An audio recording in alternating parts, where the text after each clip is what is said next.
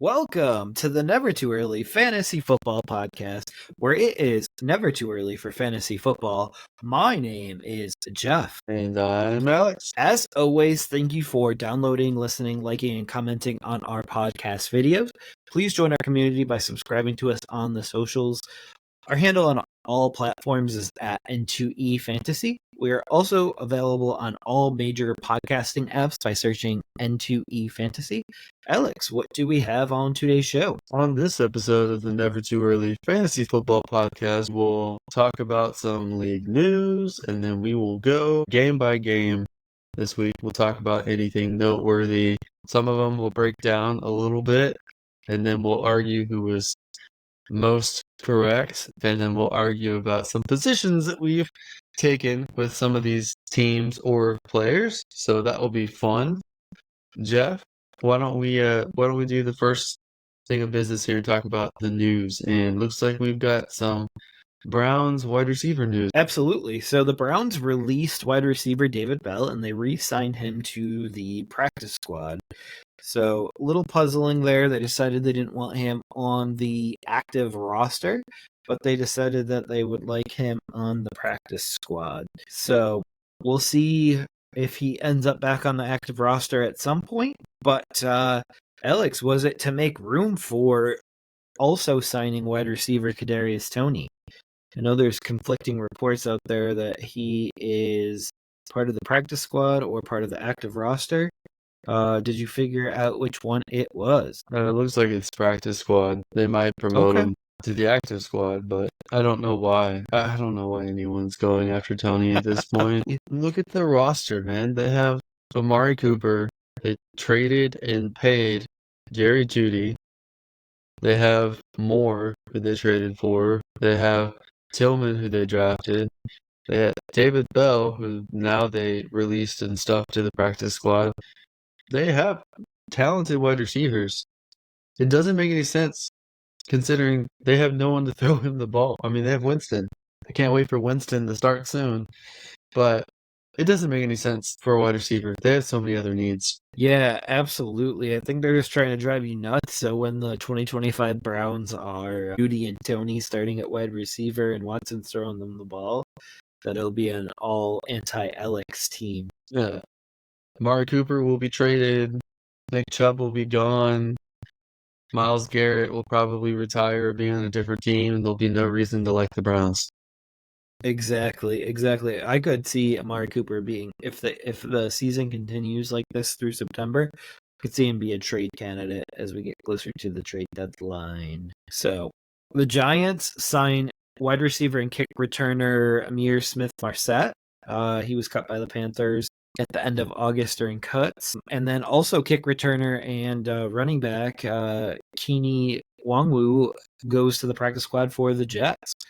So we'll see if these guys are impactful for their New York teams that they are on, especially with the dynamic kickoff, which we did see more kickoffs returned already this year than last year.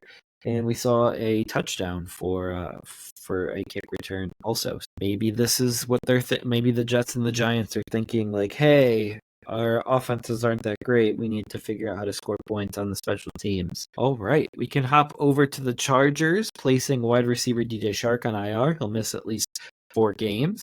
Panthers place tight end Ian Thomas on IR, missed at least 4 games as well. And the same thing with the Commanders' backup quarterback, Marcus Mariota, will miss 4 games as well on IR.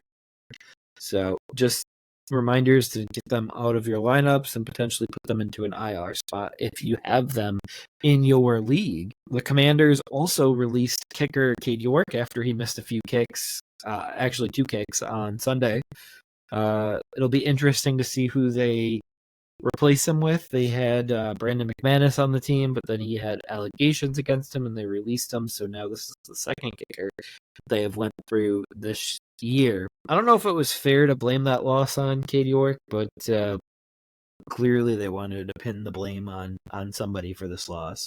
How about the offensive coordinator? How about a rookie quarterback? I mean, I feel like those are the top 2 options to blame that loss on. Out of the names that you dropped for IR, Ian Thomas, he has an impact because maybe Jatavian Sanders takes a bigger role going forward with the Panthers. He's the rookie that they drafted, and I really liked him as a draft prospect for the tight end position.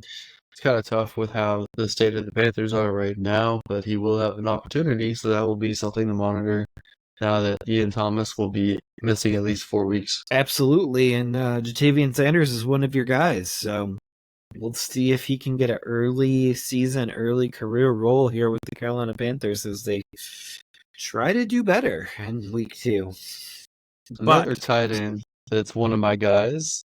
Steelers tight end Pat Freiermuth signed a 4-year deal. So he will be with the Steelers for the next few seasons here. It's both good and bad. I'm glad he got paid. I really like him as a talent. Unfortunately, he's with Arthur Smith in a terrible Steelers offense. So he's kind of stuck, and I don't know if he'll ever produce top tight end numbers like he should talent-wise. But Jeff, do you have the numbers for that 4-year deal? All right, so it's a 4-year, $48.4 million deal. So he'll get paid roughly $12 million a year. And it looks like there's a potential out after the 2025 season. So we'll see if that remains to be the case here.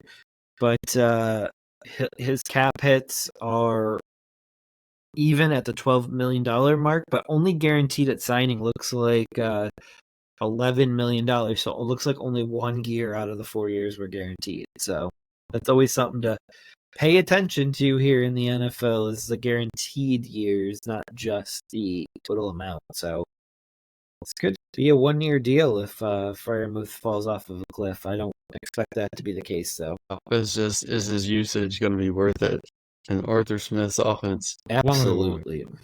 All right. And then your last contract. I was gonna say you buried the lead here. This probably should have been the first item on the list, at least for you, Jeffrey.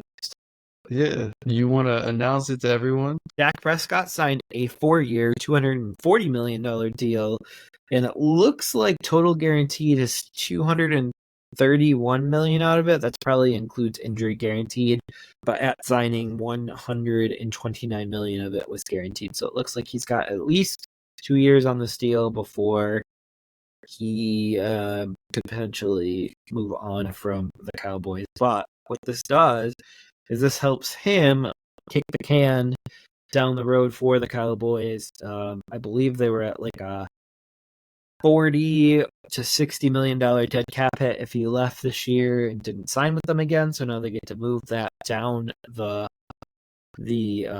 road a little bit more. So his cap hit this year is only $43 million. Next year is $89 million, but they'll probably restructure it and move it to the void years that he has on his deal. So I fully believe that he will keep his cap hits around 40 to 50 per year. Well, so what do you think?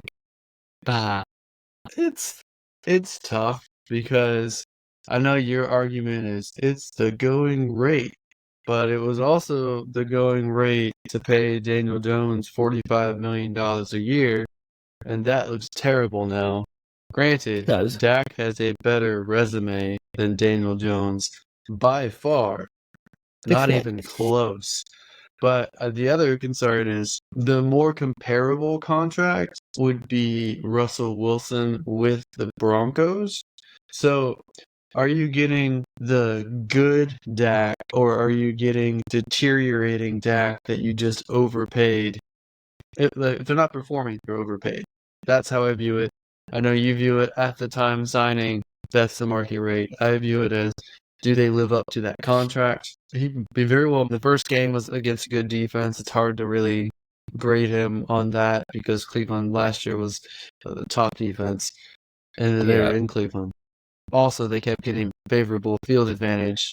They scored on special teams and defense, so it's really hard to knock him for week 1.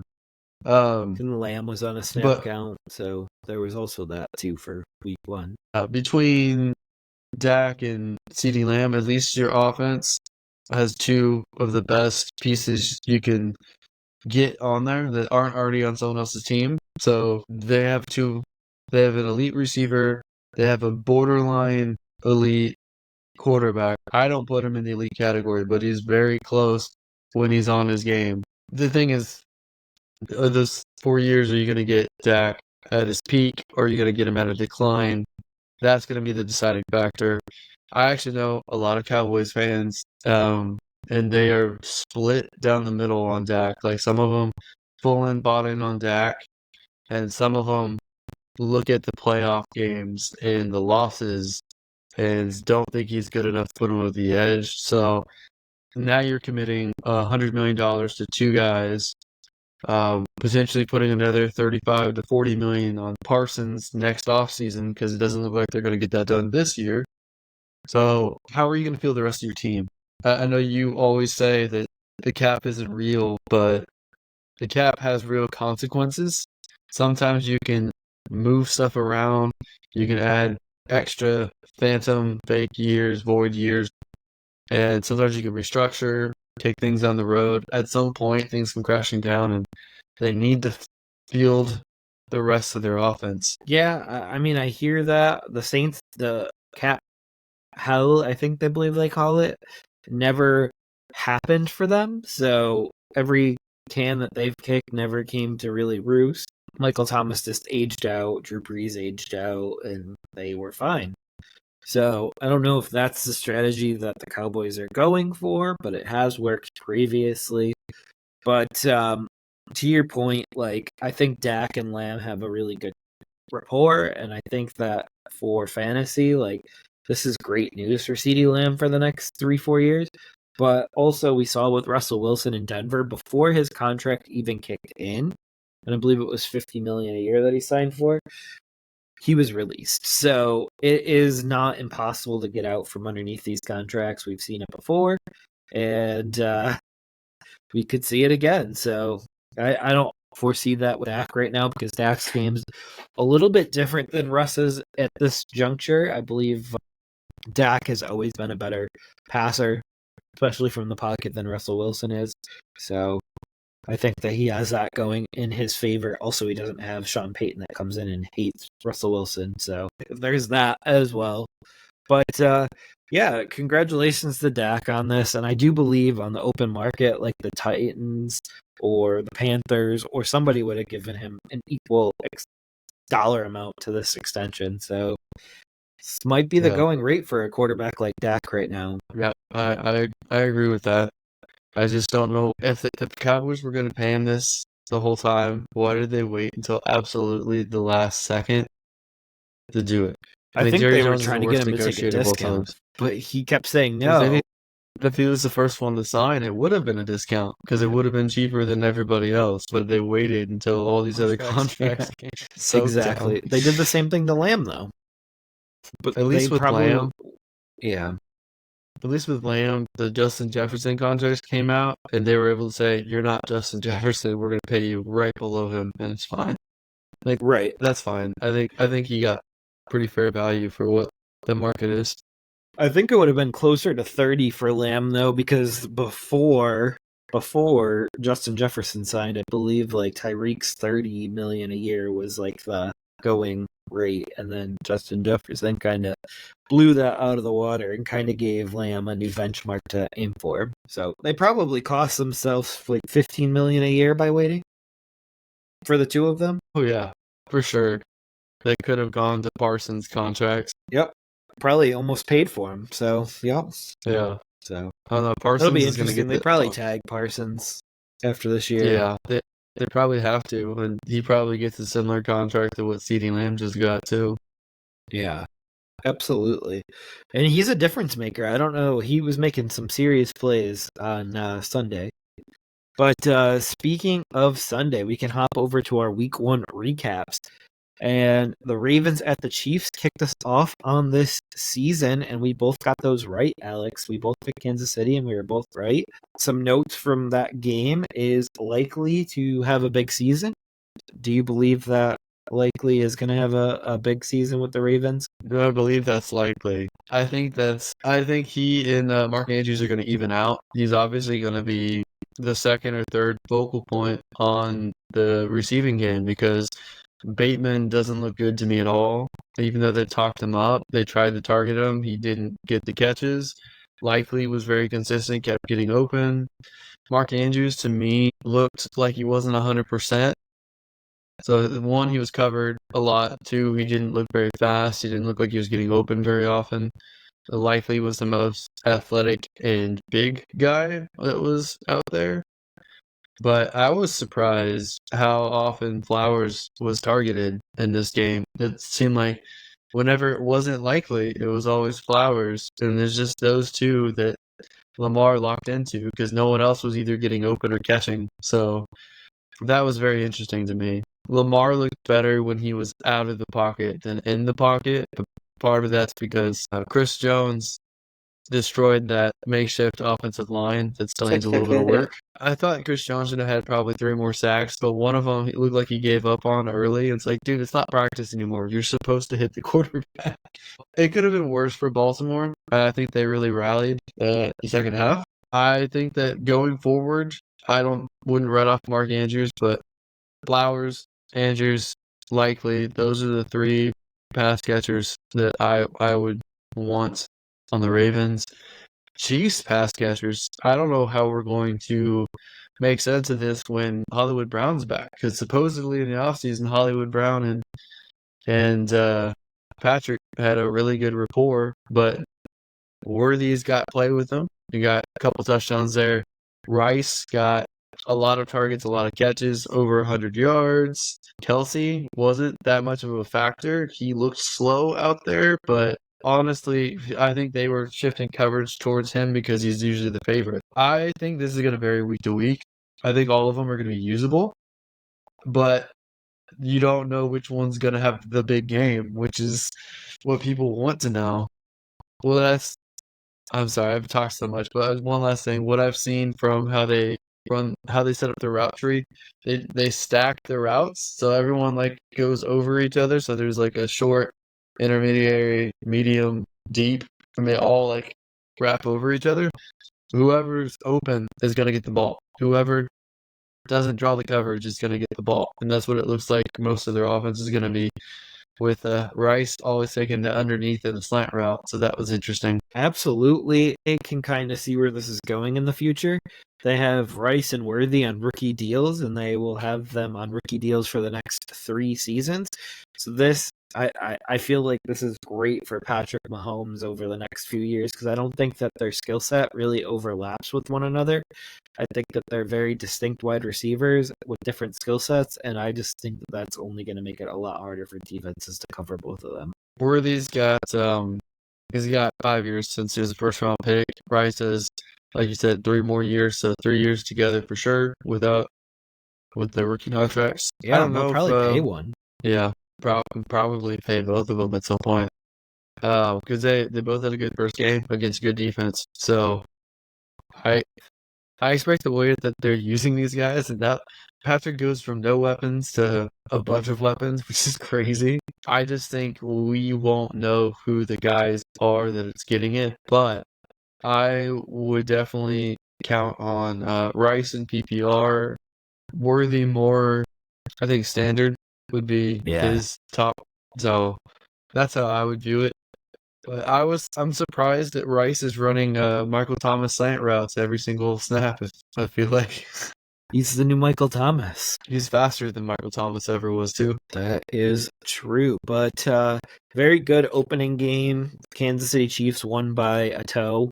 And I feel like that's good things for the Ravens, too, because the Ravens only lost by a toe with a makeshift offensive line and on the road. So I think that both teams can look at this game and take some positives away with it. But moving on to the Packers at the Eagles, Jordan Love tears his MCL in the last minute of the game and will miss 3 to 4 weeks.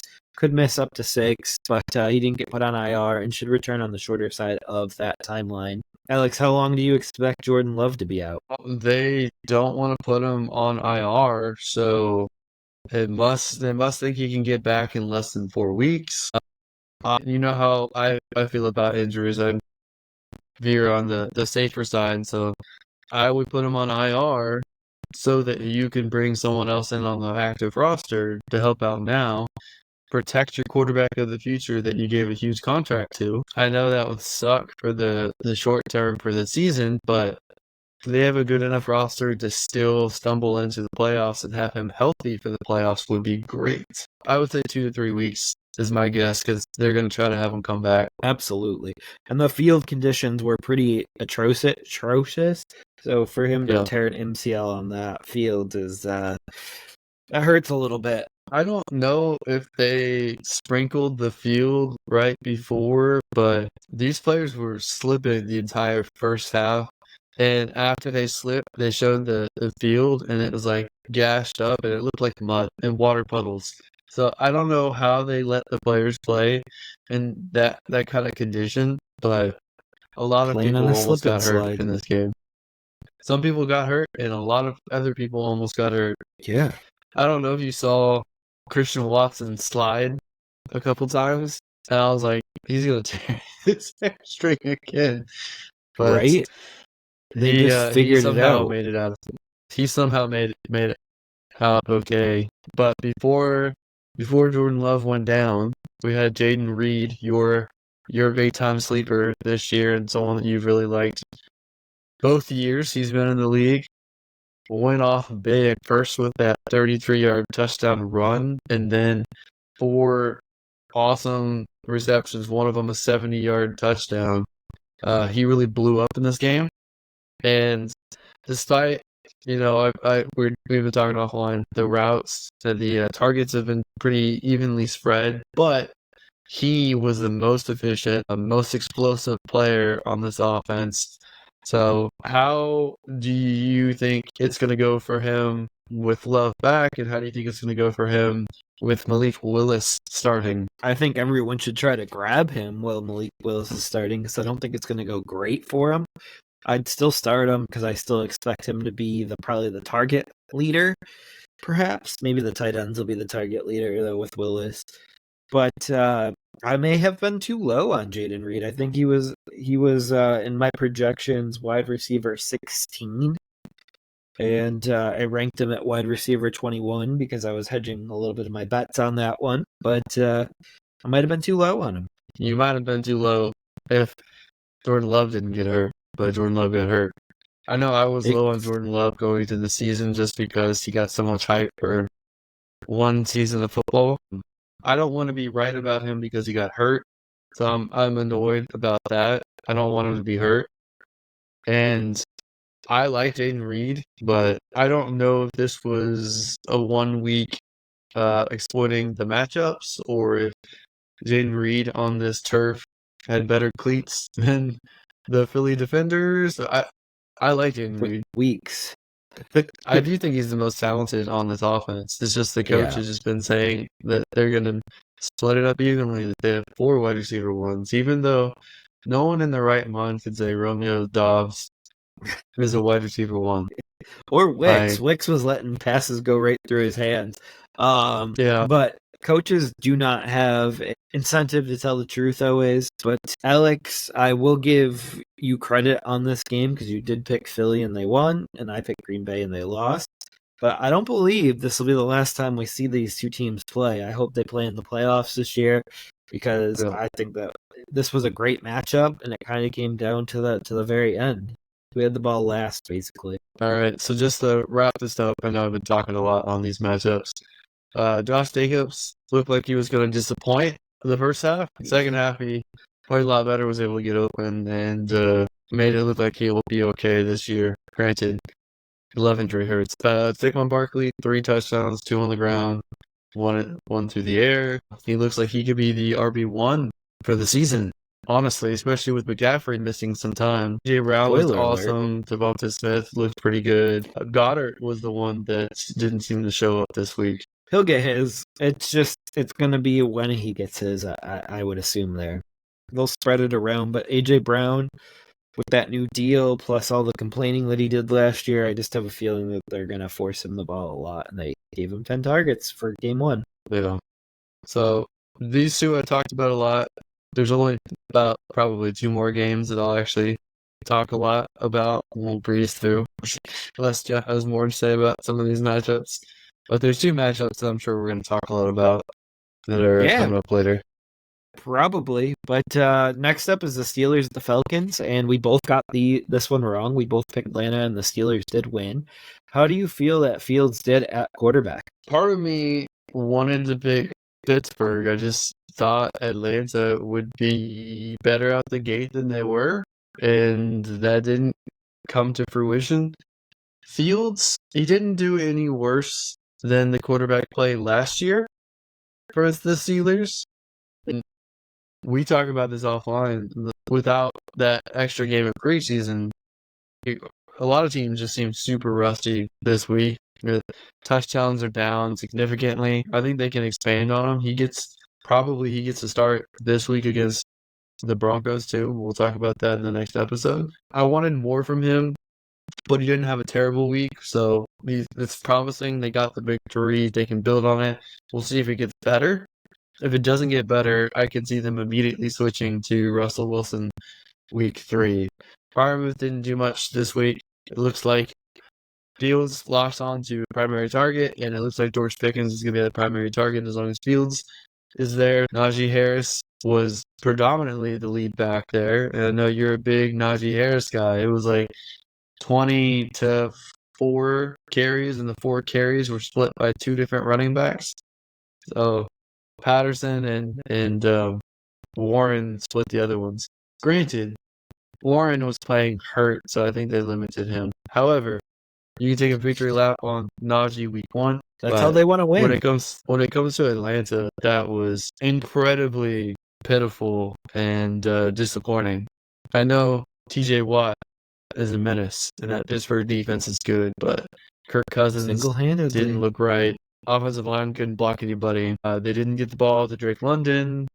Pitts got a touchdown, but not much target share. Bijan had an okay week, but not what people were expecting from someone in the first round. Exactly. I think there's better days ahead for Cousins, Pitts, Bijan, and London. I just don't understand how they would have built chemistry in the preseason with Cousins not playing any of the preseason or anything like that. Like, it's different in practice than it would be in a live game where it all counts. So this could be a work in progress here for the next few weeks, but I still expect them to win the division here at some point. Rookie play caller and a defensive head coach, so I expect growing pains. Almost Absolutely. Makes you wonder why they either didn't spend that money on other positions or spend that draft capital on other positions. Exactly. But I think that better things are coming for them. I think London and Pitts will be heavily targeted very shortly. Okay, well, let's move on to 2 of your favorite fantasy quarterbacks here. The Cardinals at the Bills. Cardinals were surprising everybody in this matchup until about the second half, and the Bills took it over. But, Jeff, what did you like about this game? So I liked that this game showed that the Cardinals are going to score points this year, and they're going to give every team that they play a fit, because it's going to be really hard to bring down Kyler Murray, and he's got 2 really good weapons on the outside and Greg Dortch on the inside. And he's also got Trey McBride on the inside, and then Connor and Pence. Like, he's got a lot, probably the most amount of weapons that he's ever had as quarterback of the Cardinals. Also, I really like that the Bills can still score, and they showed that they don't really need Stephon Diggs or a wide receiver 1 to generate those points. They scored over 30 points in this game. Anytime Josh Allen's on the field, they can score over 30 points. So it's interesting to see how he will distribute the ball. But Mac Hollins got a touchdown in this one, so that was interesting there. And Ray Davis looked good when he was spelling James Cook, and James Cook still is vultured for touchdowns these days. So I don't know how else to feel about this game, but we both got it right with Buffalo winning the game. And how do you think Harrison owners are feeling with one catch for 4? Well, I don't have Harrison on any league, not because I didn't want him, but redraft is going too high. Dynasty have to have had the number 1 overall pick. Didn't end up with any shares of him. But my gosh, was this the game I probably hated the most this week? I do have James Conner, so I had the 50 yards and a touchdown, which was nice. But I don't know if Kyler Murray is going to throw 4,000 yards this year. And I would be worried if I was a Harrison Jr. owner or Michael Wilson owner, even though he got the touchdown this week. Trey McBride, I'm kind of worried that any of those guys might struggle to put points up because Kyler Murray only had 162 yards to the air, and he looked like he couldn't see the field very well. There was a game-winning touchdown opportunity where Marvin Harrison was alone on his half of the field. They struggled to find a camera view to get the closest defender because he was wide open, and Murray missed it. So I'm kind of worried in that regard. However, if they can get the run game going, I think they'll compete NFL-wise. But Yeah, I your think they're point going to to scare. Buffalo, I think they're going to scare some teams. they went up on the Bills early, and I was shocked that they stayed up for a while, but they really didn't get much of the receivers involved, which is kind of concerning to me. But Absolutely. Bills-wise, I don't want to see Mac Hollins get a touchdown. I saw a report before the game started. People were going to be annoyed with how much Mac Hollins is going to be used. And sure enough, got that touchdown.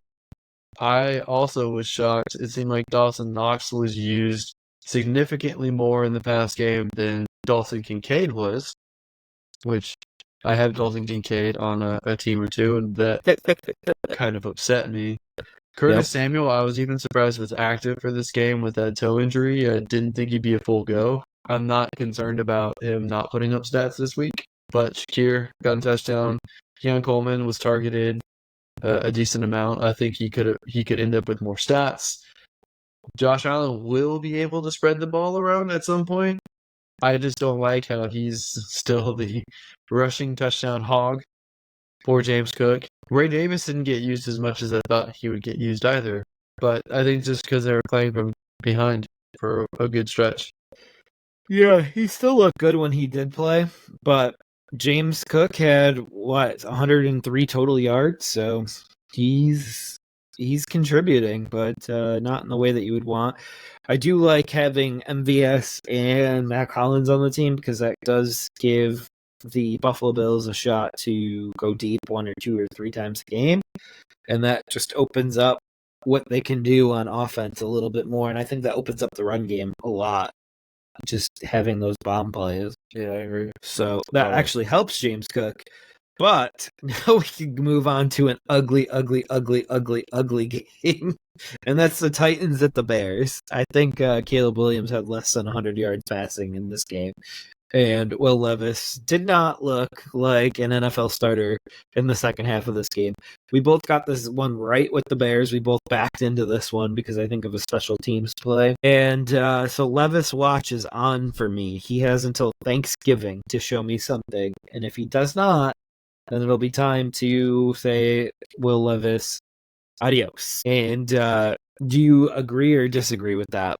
I think he pretty much has the whole year, to be honest with you, because they don't really have much else. I don't want to turn to Mason Rudolph, honestly. I think he has this season to show more promise.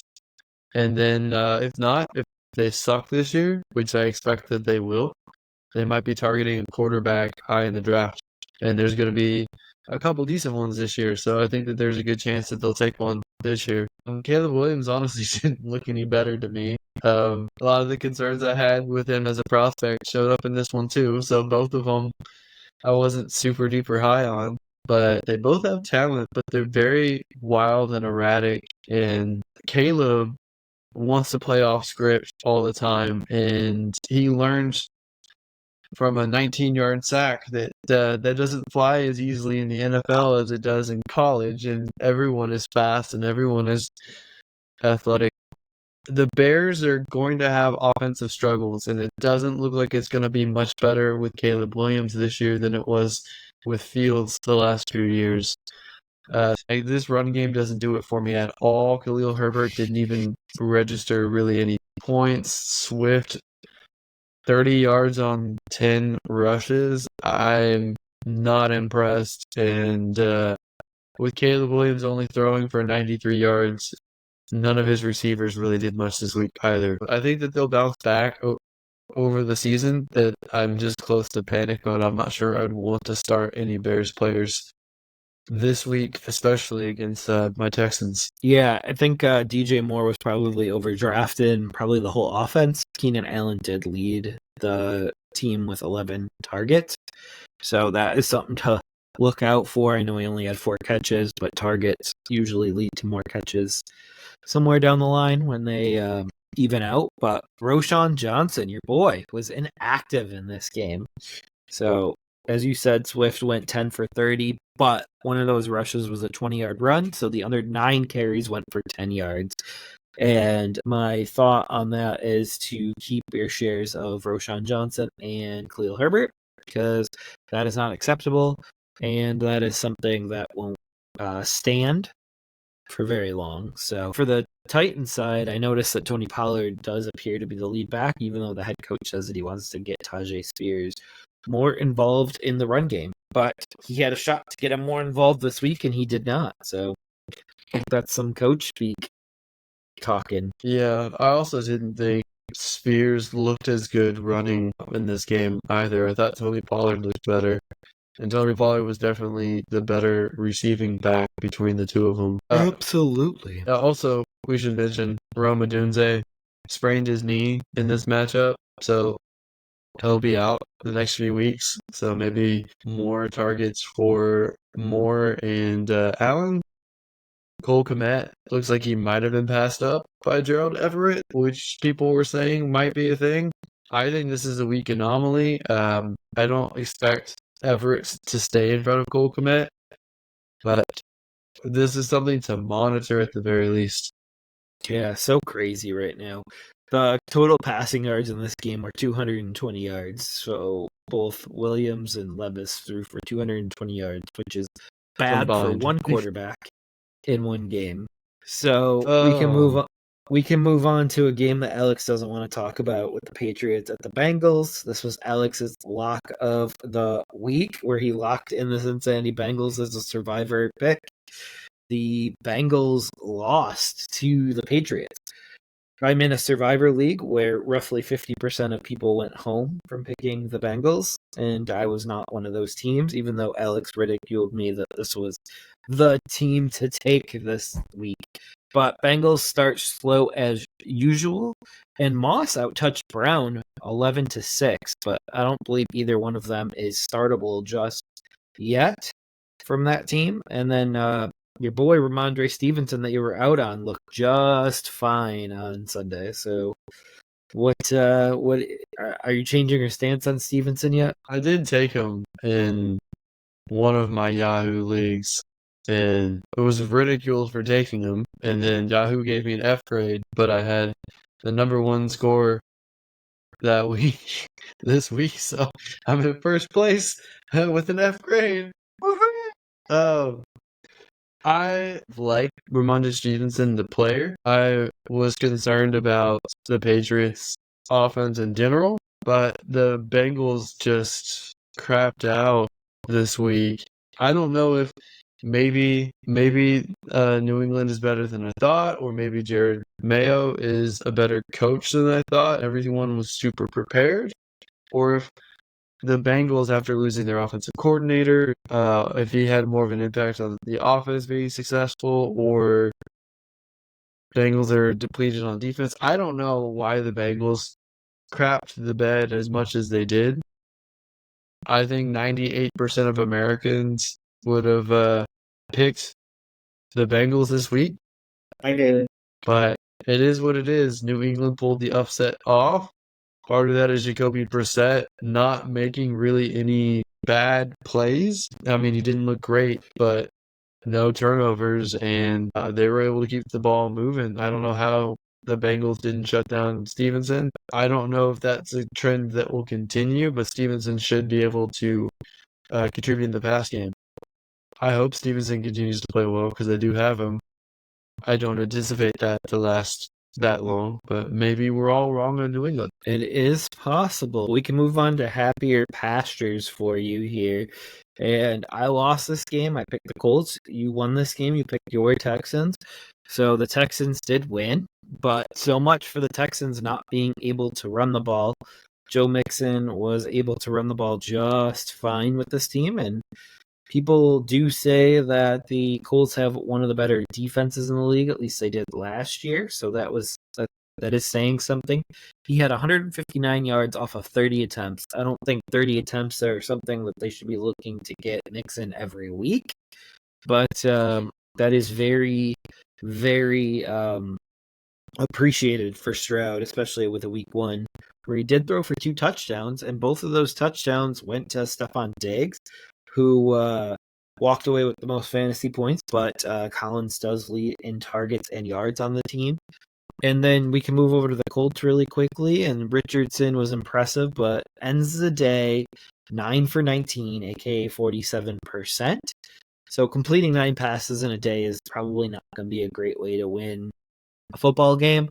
And then any concern over Pittman going 4 for 31 in this game? So I would first address reverse order. Pittman had 8 targets, by far the most. I'm not concerned about Pittman the player, and I'm not concerned long term for him fantasy wise either. I know he's gonna have a couple bad weeks, but I think Anthony Richardson will end up throwing a little bit more and throw a little bit more accurately. I don't think he'll ever get to 68% for the completion percentage, but I think he'll get to like 61 or 62 at some point. Yeah, So I'm not worried long term. 60. I'm not worried long term. I think the Texans defense was pretty good despite missing at least 3 starters on the defense this week. And I think that the Colts will be very competitive. I just don't think that they will be a playoff team yet this year. Going to the Texans. So Gus Bradley is the defensive coordinator for Indianapolis. He has stated already in an interview that they were playing more pass coverage because Texans have 3 bona fide wide receivers, Nico Collins, Stephon Diggs, Tank Dell. That opened up the door for the Texans to be able to run the ball the way that they have. I don't think the offensive line play was significantly better than it was last year, although at least one player has improved from last year that I saw in Kenyon Green. He looked much better this game, which is great because he was a first-round pick a couple years ago. I think that they looked marginally better on the offensive line. I think that they'll build on it. I think Joe Mixon did much better this week than I was expecting. If he continues this way, stays healthy, even if he doesn't rush 30 times a game, I think that he could potentially be a league winner for teams. I am concerned about his usage. I think that they need to have a little bit more rotation.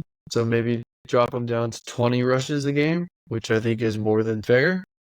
Pierce looked good himself, so I'm glad to see Pierce actually look viable in this game. And as far as the receivers go, it's pretty much how I expected the usage to be.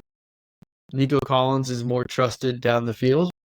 He's more athletic than Stephon Diggs. He's a bigger target than Tank Dell. He's going to be the main focal point vertically. Dell is going to be more of the outside separation guy. He's going to cut outside down the sideline, stop on a dime, be great. So he'll work the outside a lot.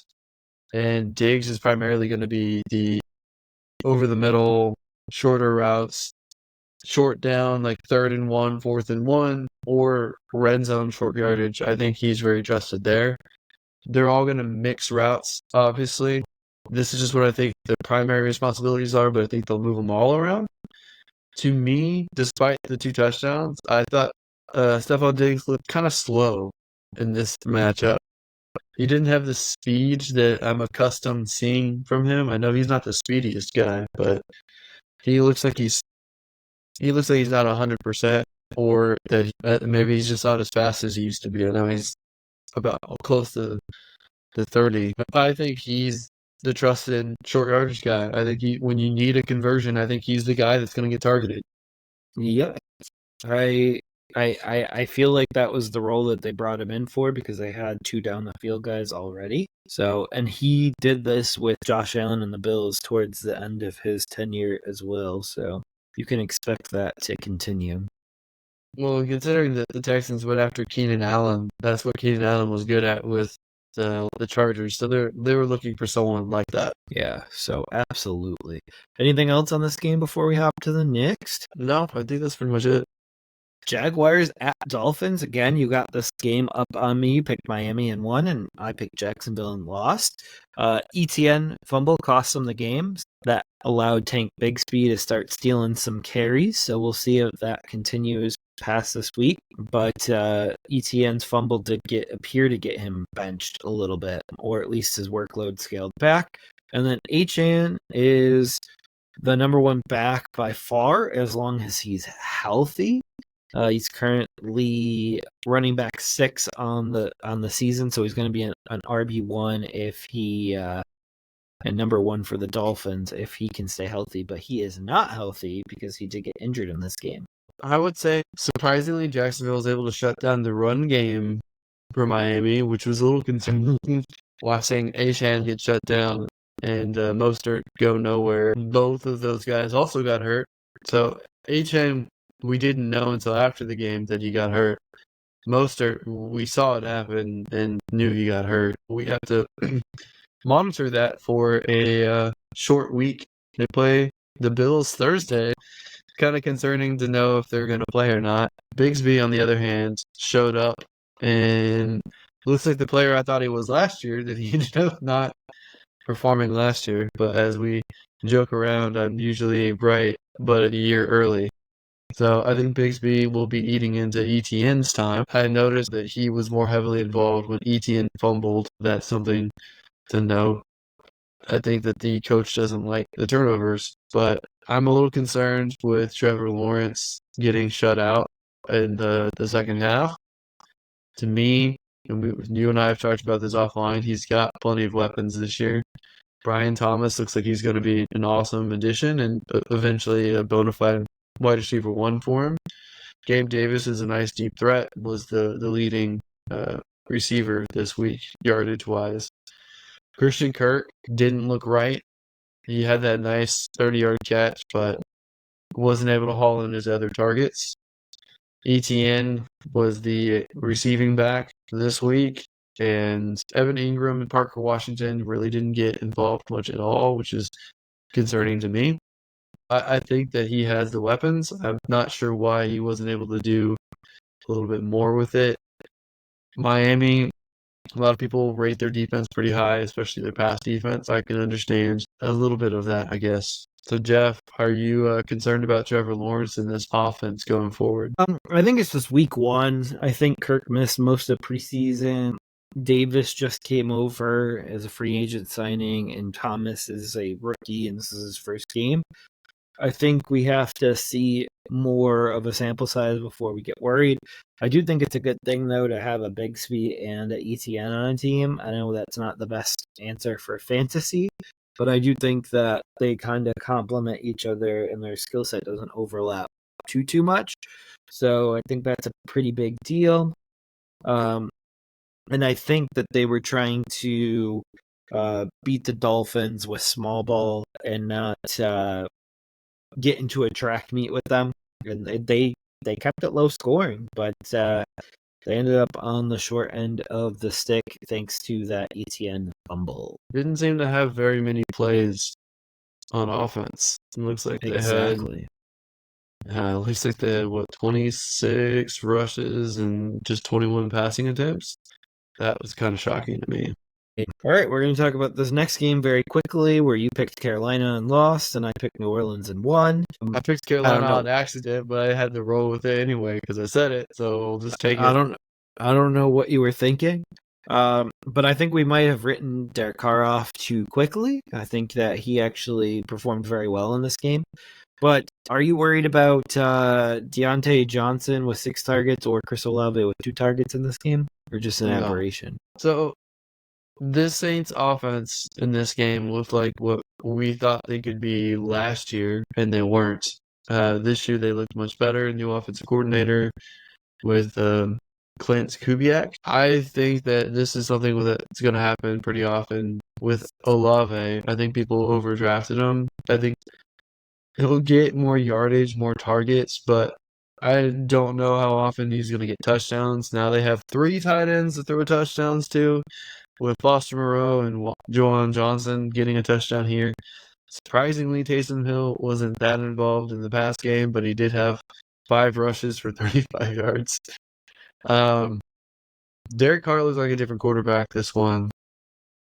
Bryce Young didn't look any better this week than he did last year. Miles Sanders was the leading rusher, but he only had 22 yards. He also had a terrible phantom block where he blocked nobody. Nobody was there, and Bryce Young got killed on the blind side because Miles Sanders didn't block the guy that he was supposed to. As far as Deontay Johnson, I'm not worried. It's week 1. I know they're going to have growing pains. I think Deontay Johnson will get involved more. Xavier Legette is going to be also involved more. Mingo had a fumbled loss. I think he'll get in the doghouse. Adam Thielen early was Bryce Young's safety blanket. I think as the season goes on, I think he'll move down the rankings here, but I was optimistic with the 6-11 record for the Panthers. I think it might be lower. Sorry, but so I saw Sanders and Hubbard split in this game, which is never a good thing for fantasy owners. So Hubbard had 6 touches and Sanders 5. I don't think you touch anyone in that backfield until Jonathan Brooks is back, but I know everyone's waiting for this, just like Levis. Bryce Young watch is on, and I give him until Thanksgiving to show me something before I write him up and decide it's time to go in a new quarterback direction. So Will Levis and Bryce Young are on quarterback watch. It's going to be hard for them to go in a different direction quarterback. I don't know if they have their pick this year or not. They do. Everyone has their pick in the first round this year. No trades. I will say, Alvin Kamara is still the guy. I know there's lots of rumors you should trade him now, but he didn't get to receive that much because they were ahead the entire game. So I feel like he's gonna get usage. He's fine. He's good. Yeah, and I always felt like Jamal Williams was there to be the closer of the games anyways. So once they were up that big, it made sense to run Jamal Williams a lot more than they probably otherwise would have. Like, why would you give Kamara 20 carries in that game while trying to grind out the clock when he's going to be probably the focal point of the offense this year? Yeah, I completely agree. So instead, you give 11 touches to Williams, who scores a touchdown as well. So and Taysom got 5. Taysom's just the bane of fantasy owners' existence at this point.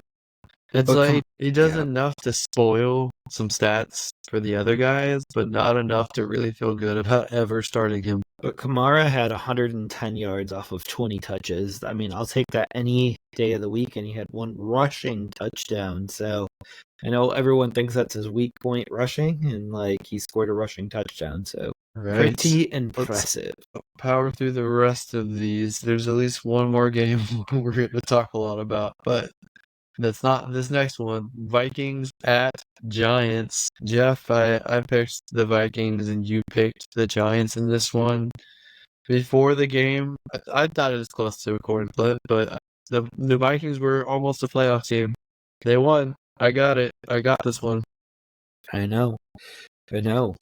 Do you think this is Darnold's breakout year? I think he's going to be a very streamable, friendly quarterback. I think he's going to have tons of matchups that's going to be worth plugging him in. I don't think it's going to be every matchup. I don't think he's that great of a quarterback, but he's in a great spot. Right. It looks like Jefferson will be just fine with him, so that's a big thing. But the Giants are already imploding. Neighbors is questioning his quarterback. And he's the only guy, Neighbors, the only one that I'm getting close to starting. And I guess we could say that there's a Daniel Jones watch for Thanksgiving too, but I've already seen enough of Daniel Jones to write him off. So there is no Daniel Jones watch. He had this game. He had this game to show up, and it's over. No Honestly, Barkley, no bueno. Yeah, we'll see exactly how bad this is week 2 against the Commanders. So we'll see just how bad this is. It was the GM that made the call to get rid of Barkley, right? According to Hard Knocks. Yes. I think this might be the last year we see that GM in football, or maybe at least with the Giants. So it'll be interesting. Barkley has more touchdowns this one game than Daniel Jones has the last 2 years. Boy. I feel it. Yeah, since signing that extension. But yeah, the Minnesota Vikings look like they're going to be a pretty solid offense.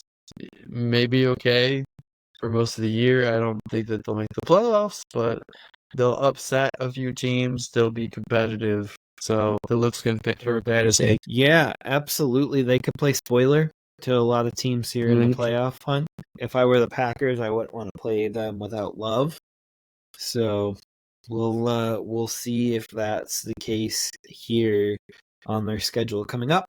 But the Raiders at the Chargers is our next game, and this one I got right and you got wrong, Alex. I picked the Chargers, you picked the Raiders. It does appear that the coach and quarterback will be an issue for the Raiders this year, but not for the Chargers. So there was one play in their opponent's territory, 4th and 1, and Antonio Pierce decided to punt the ball back to the Chargers, which ended up being a big mistake because Dobbins ended up taking over the backfield and I believe scoring a touchdown on that drive.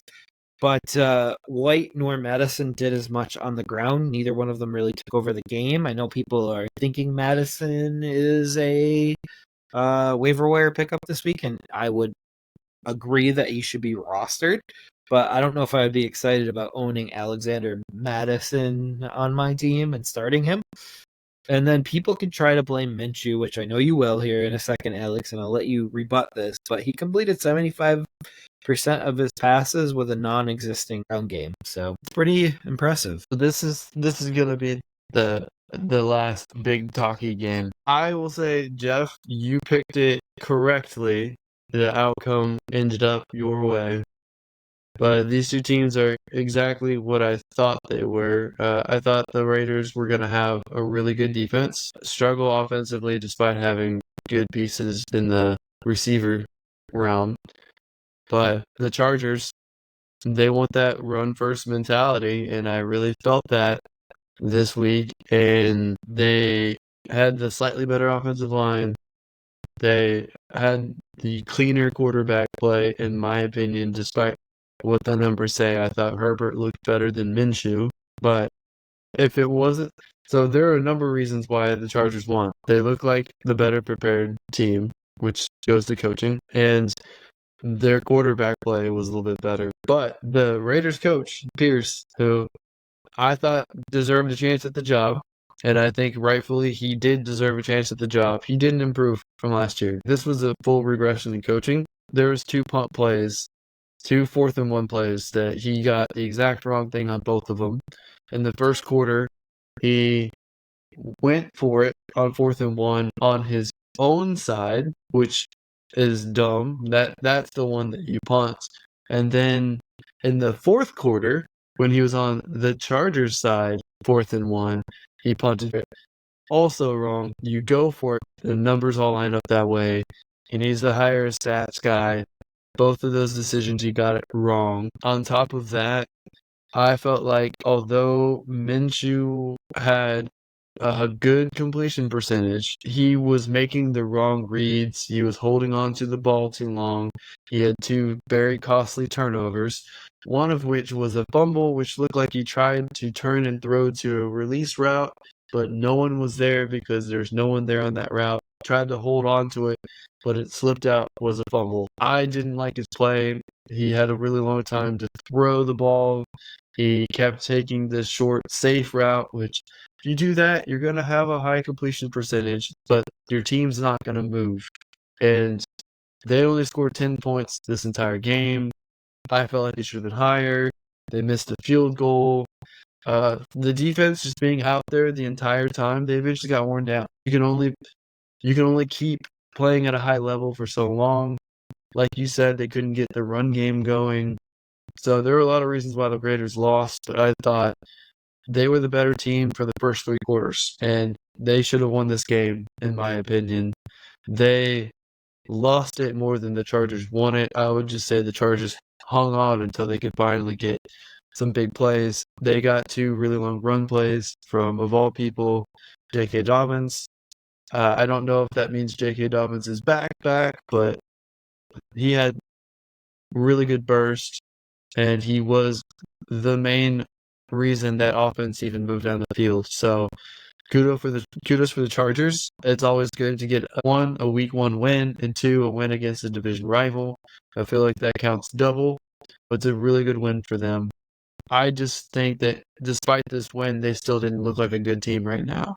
But the mentality is going in the right direction. I think that they are building, and they will end up better than the Raiders for the foreseeable future. But right now, talent-wise, I think both rosters are comparable. So I haven't really changed that much of my opinion, other than I'm souring on Pierce pretty quick. Okay. I like to hear that you're coming over to my side. I do believe that the Chargers are less talented than they were last year, but they're better coached. And it's kind of interesting to watch a team that has less talent than last year, a lot more young guys, no chemistry really built right now. And they are showing that they can beat a division rival that has some chemistry and some time. I do think Devontae Adams is a player that could be traded by this deadline coming up relatively shortly. And then we can move on if you're done with this game here. We have the Broncos at the Seahawks. And I am Jeff, your lockup specialist, and I picked the Seahawks to lock them up in this game. Bo Nix was overwhelmed in this game, and McLaughlin outcarried Williams 10-8. And also, my last point for this game here is Lockett is not gone yet. He leads in targets, catches, and yards for the Seahawks, which we did not see that coming in game 1. That was pretty interesting. It seemed like Lockett, they were working him down the sideline, and that seemed to work out. Maybe they keyed on DK Metcalf a little bit. I don't know what Geno Smith's aversion to passing to Jackson Smith and Jigba is. Everyone was expecting him to break out. It's 1 week. I wouldn't expect this to be the norm going forward. I think that it'll mix up a little bit more. But Kenneth Walker looked great. That's what I wanted to see over the past couple of seasons. This is the kind of game that I wanted to see from him. He had burst and he ran with violence, and that's my favorite running style. He did get banged up. I think he's an abdomen injury, so we'll have to monitor that. Zach Charbonnet came in and had a receiving touchdown. May fill in more of a role, but I think he picked up an injury too. We'll see. Your Kenny McIntosh may be a good pickup this week, depending on how this plays out for these guys. I thought Geno Smith was up and down, so I didn't think he was that great. There wasn't a lot of good quarterback play this week. There was a handful of guys that played great, and everyone else not so great. Bo Nix should never have thrown 42 passing attempts. They just couldn't get anything going on the ground for the Broncos. That seems like a coaching issue or an offensive line issue. Which their offensive line should have been okay, but Seattle didn't make improvements on defense. They have a new head coach, which is the Ravens defensive coordinator last year. Maybe I think you have tried to point out as well that Seattle's defense is improving. They're trying to bring back the Legion of Boom. Maybe Seattle's defense was just really that good. Maybe Denver's offense is just really that bad. Could be a little bit of both. But Bo Nix, I feel like he had no help. No help. Like, Courtland Sutton was the only weapon on this entire offense worth anything. And he was covered a lot. So it's like 12 targets, only 4 catches. Really hard to get it to him. Bo Nix had 2 interceptions. He could have had 3 or 4 the way this game was going. But honestly, I don't think he had much to work with. It's hard to hold that against him. Obviously, he needs to improve. Bo Nix will have I think he'll have a very tough year, but a very good career. And also think that if Denver doesn't start using or figure out a way to use Marvin Mims, I think that that's going to go as another strike against the Sean Payton era, because Sean Payton drafted him as a wide receiver. And obviously the Russell Wilson thing is a strike against that era as well. And I think Pittsburgh probably comes in and rolls them next week, because I think Pittsburgh's defense can easily keep Bo Nix at bay. So I think that'll be another field goal game in Mile High. So Chris Boswell, you got to fire him up, because he might have 6 60-yard field goals. So Jeff is talking about a kicker? Okay. I know. But I 100% agree. But yeah, that's kind of how I feel about that. Anything else about this game before we move on to the last 4? I wouldn't make any radical decisions about cutting any of these players after this week. That's it. No, and I don't know if any Broncos are worth owning outside of Javonte this year. So maybe a lot of people are telling you to go pick up Jaleel McLaughlin.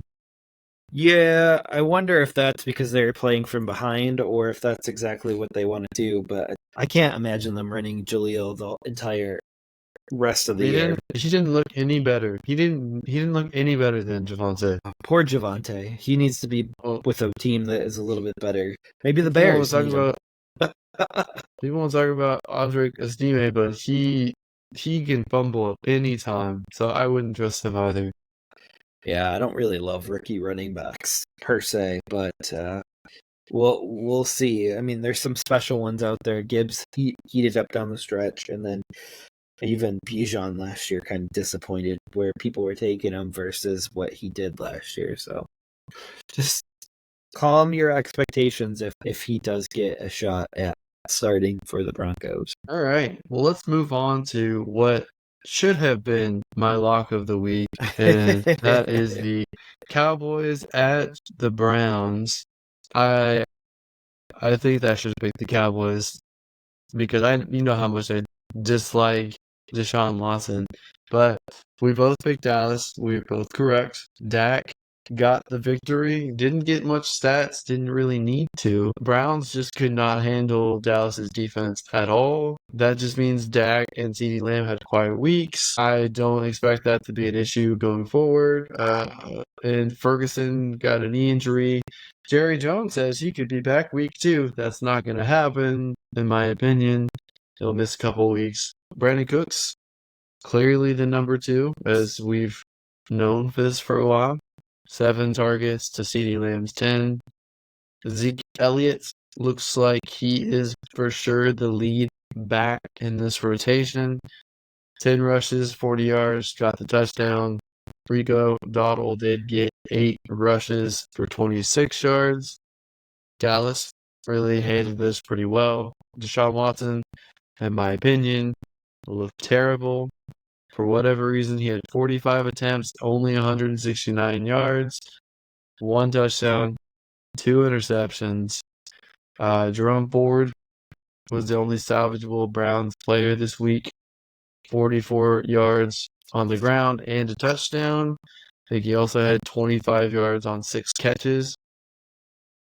David Njoku got hurt on this too. It looked like he was going to be the lead receiver here at the tight end position, and he's out. So Jordan Atkins might be still on fire up. Jerry Jeudy was okay. Got a touchdown, not much yards, but he did have the second most targets with 8. And Amari Cooper, despite 9 targets, only had 2 catches for 16 yards. So something is off there. Jeff, are you panicking on the Browns' weapons here? Any of the Browns players? I think it's still too early yet, but I think Amari Cooper is disappointed right now, which is a problem. So it's something to keep an eye on there. Other than that, like Jerry Jeudy did contribute in his first game as a Brown, so that has already paid off to begin right now. We will see, but Watson starts the season slow, and his shoulder is in question because I know during the game you were messaging me saying anytime he put velocity on it, he was inaccurate. So that screams to me that his shoulder may not have healed properly, or this might be his new normal that he has to learn to throw with. So just things to keep an eye on, but I'm not selling anything yet. We got to remember Nick Chubb's still low, and Jerry Judy's still brand new to the team. So we'll see if they grow on week 2. I just try not to overreact on week 1 completely. That's why I only put 2 quarterbacks on the, oh my gosh, we need to watch what they do between now and Thanksgiving. But yeah, that's pretty much it about this game. This game kind of went pretty much as expected. We both picked the Cowboys, and the Cowboys won. Commanders at the Buccaneers is our next matchup.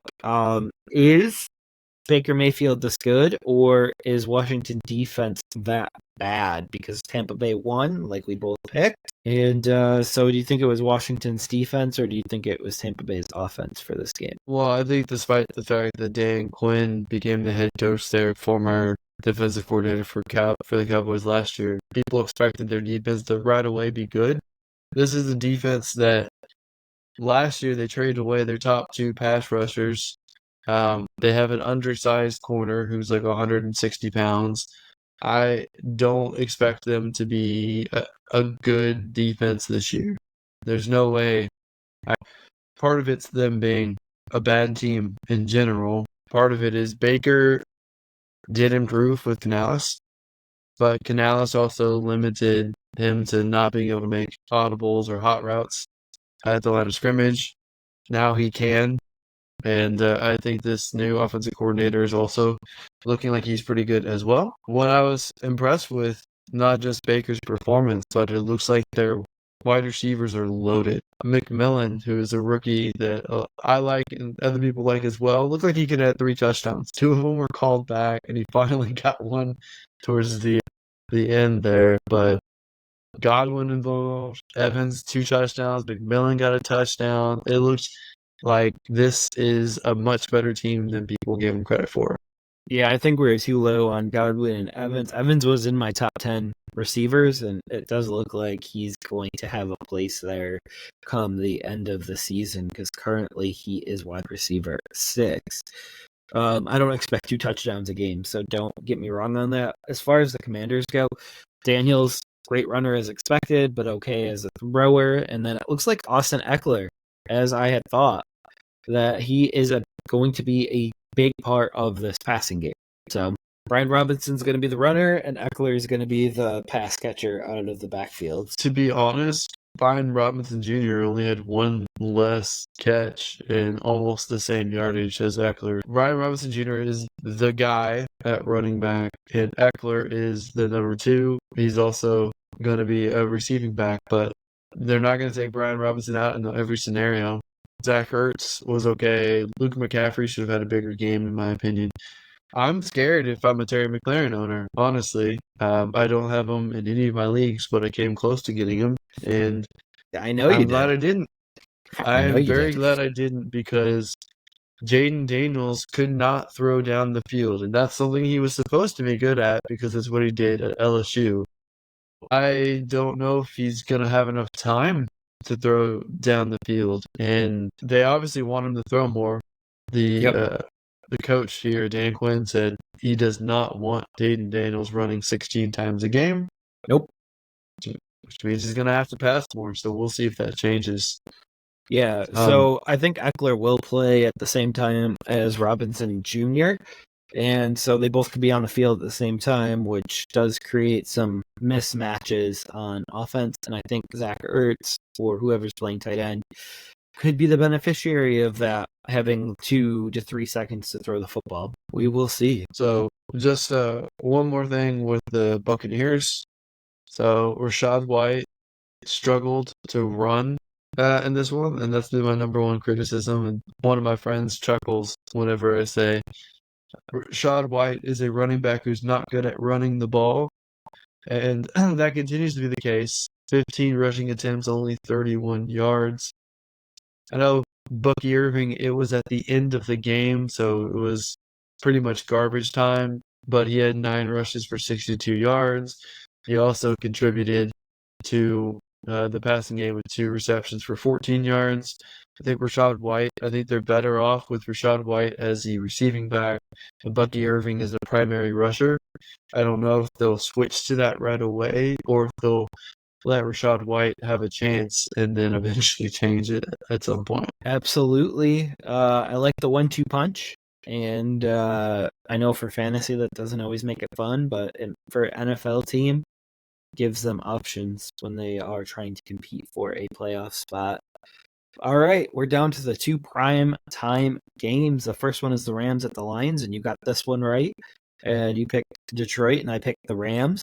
Game goes to overtime, so I think this is the game of the week, and I'll give that the game of the week stamp. And Stafford is unreal, but loses too much to overcome the Lions at home. His offensive line was banged up. Puka Nacua is injured, getting an MRI. He's now on IR. Will miss at least 4 weeks. It does appear that Cooper Kupp is back, though, and I believe we underdrafted him this year. And in game 1, St. Brown took a backseat to Jameson Williams in Detroit. Do you expect that to continue? And any other things that I missed from this game? So I expect Cooper Kupp to continue. He had 21 targets. I don't necessarily think he's going to have that many targets each week, but 14 receptions, 110 yards. I expect something like that to continue. Yeah. On Ross St. Brown, I think he's going to get more involved at some point, but the reason why Jameson Williams blew up so much is because of coverage towards Monroe St. Brown and presumed coverage. There was a couple of plays he was open that he should have gotten targeted, but Jameson Williams, my breakout player this year, my number one sleeper, had a great game. I'm excited for that. I think that'll expand the offense, make it harder to cover any of these guys, make it better for this team long term. We haven't seen much good tight end play in week 1. None of the elite guys really put up numbers this week. So it's disappointing for Sam Laporta, many of the other guys on all these other teams. Jameer Gibbs and Montgomery both looked great. Montgomery, some violent runs, especially in overtime to get that win, was awesome. Gibbs, I feel like, could have been involved a little bit more, and we'll see how that changes going forward. Goff struggled in this one. I think that the Rams' defense looks better than people thought, minus Aaron Donald. So a lot of people thought that their defense was just drop off. They looked just as good as they've been looking. Stafford with the Rams was playing behind the graded worst pass blocking offensive line and still threw 49 passes in this one against an improved Detroit defense. I don't know why you would put your quarterback in this position if you can help it, but he's the toughest quarterback in the league right now. And I think that's been that way for a few years. He's still got Cooper Kupp to throw to. Parkinson looked like he was the number 2 option here. Tyler Johnson got some targets, but I don't think that that's sustainable for him. Demarcus Robinson picked up the slack when Puka Nacua got hurt. So that's something to keep an eye on. Puka looks like he's going on IR, so it's going to be the Cooper Kupp show featuring Demarcus Robinson and Colby Parkinson. That's how I view it. Aaron Williams, by far and away, got the main carries here, was the workhorse back. Didn't get much going on the ground, but did get 50 yards and a touchdown. No Blake Corum and Ronnie Rivers didn't get involved that much, and the coach Sean McVay said that's going to change going forward. So we'll see if that plays out or not. But this was a really fun game, and I know it was messy at times, but I think that both these teams are probably going to make the playoffs, and both are still Super Bowl contenders. I think that they'll just get the Kings worked out. Absolutely, and I think that you could see Corum and even Ronnie Rivers get some carries towards the back half of the year. So I know the coaches mentioned that he likes all three backs. All right. We've got Monday Night Football to talk about here. So, Jets at the 49ers. I picked the 49ers, and Jeff, you got the Jets, and the 49ers pulled off the victory here. But what we didn't know ahead of time, CMC, Christian McCaffrey, declared out just before the game. That was a little bit of a surprise. And Mason, who Jeff has on a couple teams already, and virtually there's not a league that I'm in that he wasn't already on someone's roster, but he looked just fine. They didn't miss a beat, and I was completely shocked. And Jeff, what do you make of this matchup in these two teams? So, we don't know how long CMC is going to be out for, so that is something that is interesting for us to watch. And as you had mentioned, Jordan Mason looked really good in his place. I couldn't imagine how mad CMC owners would be because Jordan Mason had mentioned that he had known since Friday that he was going to start. I think that he put his foot in his mouth, and the coaches are going to have some questions about their reporting of injuries. But the Jets only had one good drive on the night. I mean, they had a second drive where they had an offsides that Rodgers threw the ball down the field, got a touchdown on a free play. But they only had one sustained drive that actually looked really good. So hopefully they can build on that. And then is Lazard a top waiver ad this week? I can't do it. Like, I know he had 2 touchdowns. He's Rodgers' boy. I know he had 2 touchdowns. He had 89 yards. I can't. He's not a good wide receiver. I know he's friends with the quarterback, so best friends. But, yeah. The thing is, you pick him up, you try starting him, he'll blank the score sheet when you try that. And then anytime you put him on the bench, he's gonna blow up. I only want to put guys on my team I actually want to watch. Like, I don't want to fill it with these other guys. But you can. He's viable. He's a viable waiver wire pickup. He's viable to roster. Even if you want to throw up in your mouth a little bit, he's viable. I can't do it either, but you got this one right, Alex. You picked San Francisco, and I picked the Jets here. So that leaves the season total, the week 1 total, actually, to 12 wins for you and 8 wins for me. So I'm 4 wins back going in. Our best picks so far are your May picks. So that's just something we're tracking. We're just trying to see here if our weekly picks are better, our September predictions, or our May predictions. I will just say that I thought Brock Purdy played really good against the Jets defense. So I think he's going to start to prove some doubters wrong. So you can't say it's Christian McCaffrey. Christian McCaffrey didn't play. I thought Ayuk looked super rusty, and Deebo looked a little bit better on the run game than he did on the pass game in some situations. So I think this was a Brock Purdy game. Rodgers didn't look 100%. He seemed to only pass in the middle of the left side of the field, never pass on the right side of the field, which is interesting. I don't know if that's an anomaly or not, but Breece Hall, not a great first game, but it should be getting better from here. Absolutely.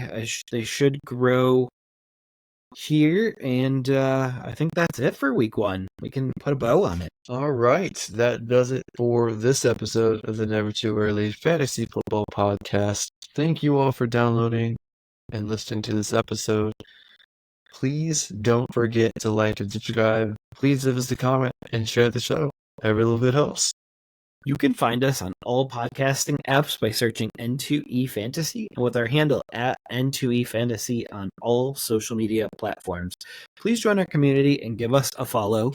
Until next time, take care of yourselves, and remember, it's truly never too early for fantasy football. Thank you again. Everybody.